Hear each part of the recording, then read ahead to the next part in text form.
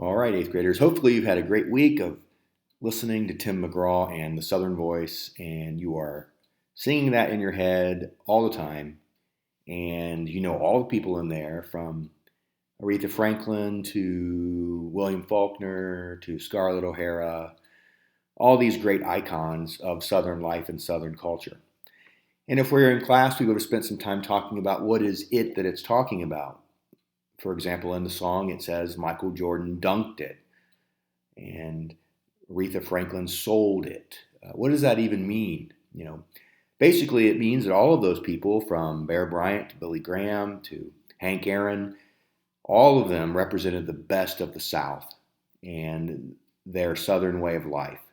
So keep that in mind. Not everything that the American South did was bad, right? I mean, we know that slavery was terrible and separating races is wrong, but we have the ability to look back on it and to judge it. Slavery had been a part of human history from the very beginning, right? You studied this in seventh grade. And in sixth grade, ancient Mesopotamia had slaves. The Egyptians had slaves. The Greeks, the Romans, the British all had slaves. So we didn't invent slavery. But certainly race-based slavery, which was part of the United States history, is one of our ugliest parts of our American history. So this week, as we begin to think about what will cause the Civil War, keep in mind all the things that we've talked about this year. This list might seem overwhelming, but we've covered all of these pretty much this year. We talked about when the school year first began, the Middle Passage, as slaves being human cargo coming from Africa to the Caribbean as part of that triangular trade. The tryhards in the group will remember that. Slavery then became part of Southern life and the economy. Back in Jamestown, the slaves came and helped save Jamestown when they grew tobacco. You also remember the Three-Fifths Compromise in 1787, where they were writing the Constitution and they were trying to determine how to count the slaves. And they basically decided for every 5 slaves, they would equal 3 people in terms of figuring out the population for the House of Representatives. So, in other words, a slave was 3/5 of a person. We also talked about the Virginia and Kentucky resolutions during that quasi-war with France. If you think back to John Adams, and he was pushing to stay out of the war, but the Federalists were pushing for the war. And Thomas Jefferson and James Madison took their case of the Alien and Sedition Acts to the states of Virginia and Kentucky. And this was planting the seeds that states didn't have to follow the rules if they didn't like the rules. You also know that it's been a policy of the United States to try to always balance slave states and free states, going back to the Missouri Compromise, where Missouri entered as a slave state, Maine entered as a free state in 1820, always trying to keep that balance. The cotton gin, which was an invention in the early 1800s, is actually going to increase the need for slaves. It's going to make cotton be a major crop, king of the southern crops, and they're just going to need more humans to plant and tend the cotton. Once it's picked, the cotton gin would make the processing of cotton faster, but they're going to need a lot of slaves in the South, states like South Carolina and North Carolina and Georgia. They're going to need slaves to grow the cotton that basically all of the United States and Europe wants. We've also talked about with Andrew Jackson, if you remember a few weeks ago, that was why we were on the Corona break, that the tariffs that the South hated and South Carolina threatened to secede in 1828, and Andrew Jackson stopped that. His own vice president, John C. Calhoun, was pushing for that. And when Texas wants to join the United States in 1836, they are a slave nation and they would like to be a slave state. And so the tensions are high. Slavery has been something that has caused really the most issues in American history. And it was there from the very beginning. It was something that the Founding Fathers dealt with when they were writing the Constitution. They knew that it would be the one thing, if there would be anything, that would tear this country apart. So by the time we get to 1850, the country is on edge. So there's a lot of tension surrounding the issue of slavery. The North and the South are divided. If you happen to be a slave, you've probably learned about this probably in 4th or 5th grade. about the Underground Railroad. It's not literally a railroad, right? It's just a series of passages and places to stay, whether it's in someone's basement or in a barn. So a runaway slave could make their way from the South to the North by watching maybe for candles and windows of certain houses, and they would know it's safe. They would knock, maybe give a password, and these people in the North who were anti-slavery, who wanted to abolish slavery. So let's think about that word, abolish. If you were someone who wanted to abolish slavery, you would be an abolitionist, So many people in the North were willing to risk, injury or even sometimes breaking the law to help runaway slaves find their freedom. So keep that in your mind. I know you know something about the Underground Railroad. Even in Dublin, it was part of the history of Dublin. I think the new elementary school was named after people who, the one that's near you guys in Jerome area, was named after people who helped with the Underground Railroad. So, as we think about this coming major storm, right, the biggest event in American history, it's a huge thing that will rip this country apart. Think of it as a storm. I'm going to give you basically 9 big reasons why this thing happened. Now, remember, all the stuff that was on this last slide, that's leading us to this point. But I'm going to give you 9 things. Now, this is only going to be part 1 because this is a major kind of thing we're studying. So I'm going to break this into half for you tonight for this week. So the first cause, remember we're going to go with this theme of a storm. I think it's kind of fun. Is this compromise of 1850. Okay, so think of this. By the time we get to 1850, America is on edge. And we've done this before for many years, right? For probably 75 years, America has compromised on slavery. Whether it's the Three-Fifths Compromise or the Missouri Compromise in 1820, when Maine and Missouri were added, offsetting each other, slave and free. By the time we get to 1850, there is another big state that wants to join the Union. So California is now, because of all the gold that was found there, or at least people believe there were lots of gold there, is now a major player. And there are those in California and in Congress that wants California just to skip the whole territory stage and go right to a state. So it's a kind of a unique state in that not many states have done this. I think there's only been a couple that have skipped the whole territory phase and went right to statehood. So California wanted to join. But the problem was they were going to be a free state, and the South didn't really want that. There was no other state to join that would be a slave state. They would be outnumbered. They just wouldn't go for it. So our old friend Henry Clay, which we've talked about again and again and again for the last 2 or 3 months, he's still around and he's still working in Congress. And he comes up with this idea of a compromise. Remember, a compromise, both sides get something, but not everything that they want. So in this compromise of 1850, California would become a free state. That makes the North happy. And there would be no more slave trade in Washington, D.C. Now, hear what I said.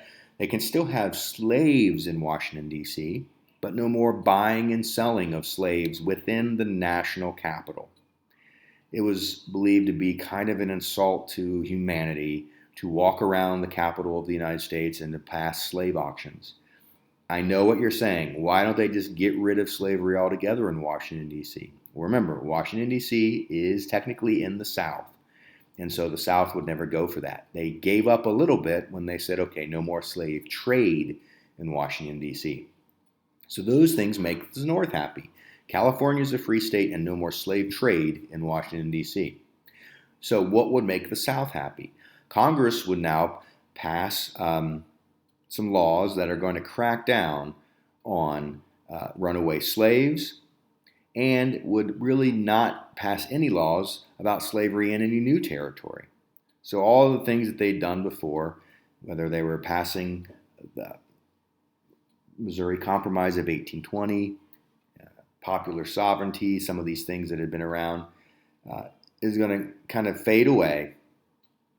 And what will make the South most happy is that runaway slaves who had been doing this, sneaking out on their Underground Railroad for decades, if they were caught anywhere in the North, whether it's Ohio, Michigan, New York, whatever, if they were caught even in the North, they would be returned to the South.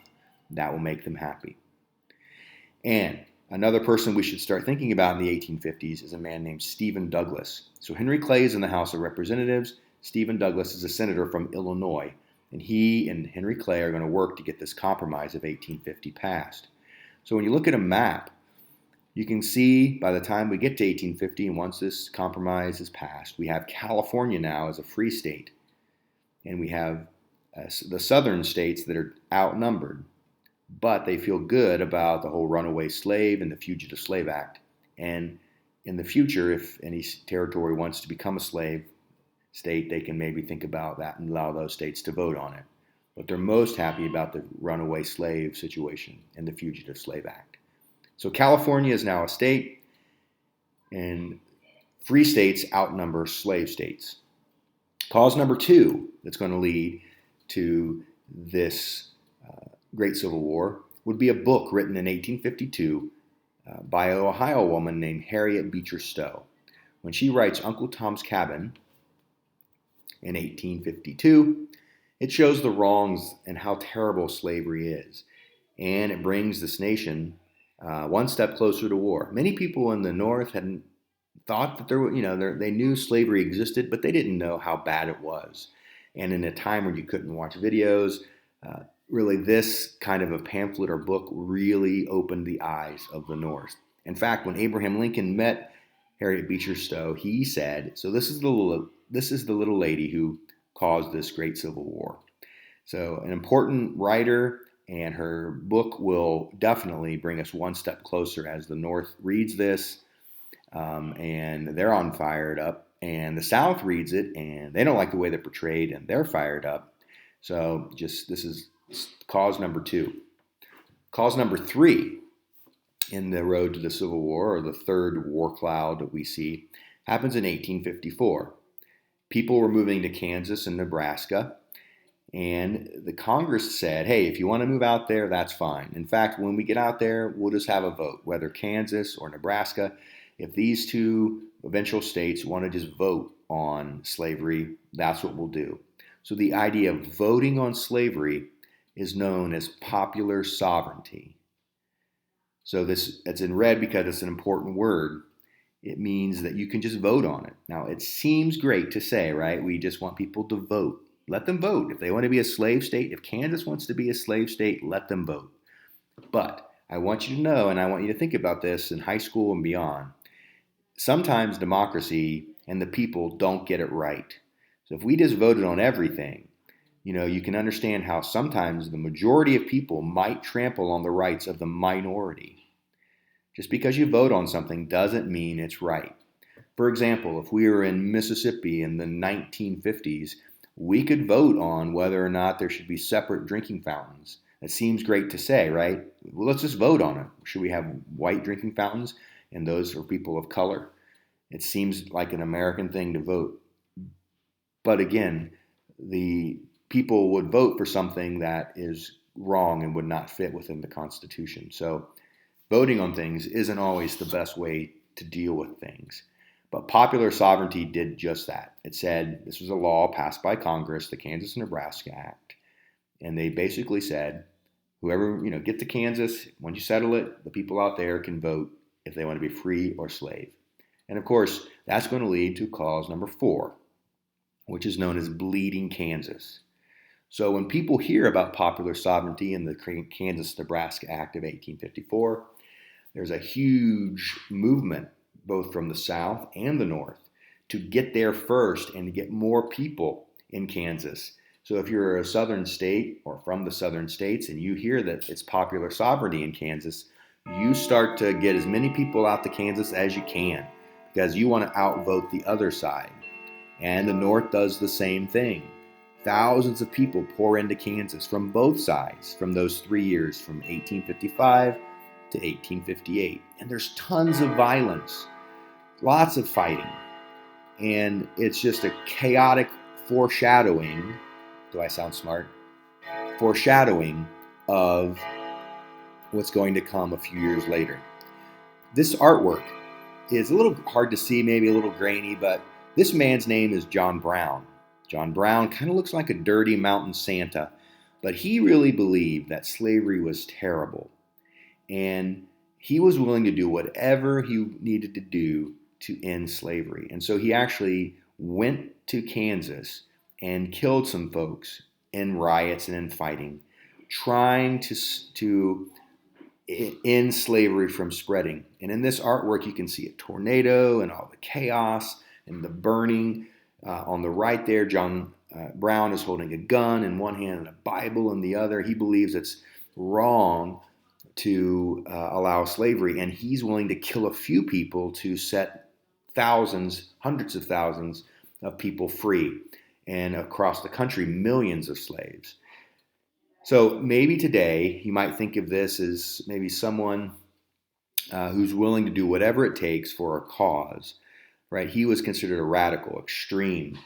So, you guys are in 8th grade, you're almost in 9th grade, you probably can handle this. There are a lot of people who believe that abortion is really bad, and they're willing to kill doctors and nurses who perform those abortions in order to save the lives of countless unborn children. And they're willing to go to jail over it because they believe so strongly in it. John Brown was a radical. People in the North thought he was a great hero. People in the South thought he was a whack job.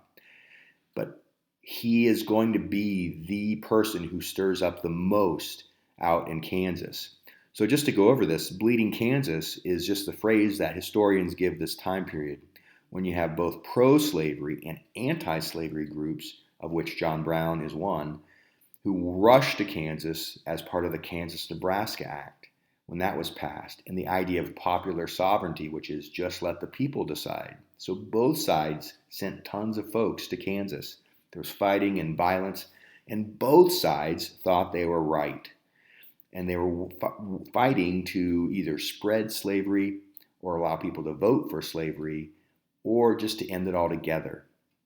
This all happened in Kansas, and it was super bloody, and hundreds of people, thousands of people were killed in Bleeding Kansas.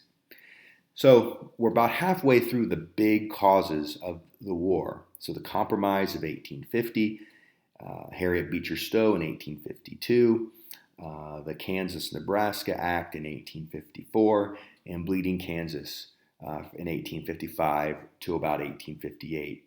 So this is the end of part 1. I'm going to post a few pages from the Blue Book. I want you to read over that. I'm also going to try to find a link to a movie that we would have shown in class. Now, I know it's going to be weird for me to say you should watch this movie, but it actually is a very good movie. It covers the Underground Railroad and the Fugitive Slave Act, and it's really good in detail. So if I can find that, I'll be posting some learning activities with that later on this week. But again, this is the end of part 1. Watch it again. If you have any questions, let me know. We'll also schedule a conference later in the week. So watch these notes, listen to these notes, and read the pages in the book, and be ready for the movie if I can find it on YouTube. Okay, you guys are doing great, and I think that's it. Peace. Kids are out.